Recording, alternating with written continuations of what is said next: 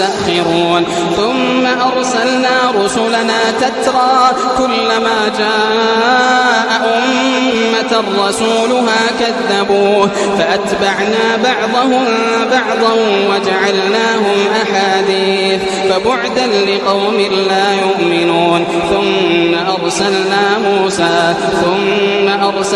موسى وأخاه هارون بآياتنا وسلطان مبين إلى فرعون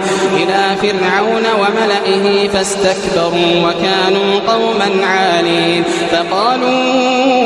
أنؤمن لبشرين مثلنا وقومهما لنا عابدون فكذبوهما فكانوا من المهلكين ولقد آتينا موسى الكتاب لعلهم يهتدون وجعلنا ابن مريم وأمه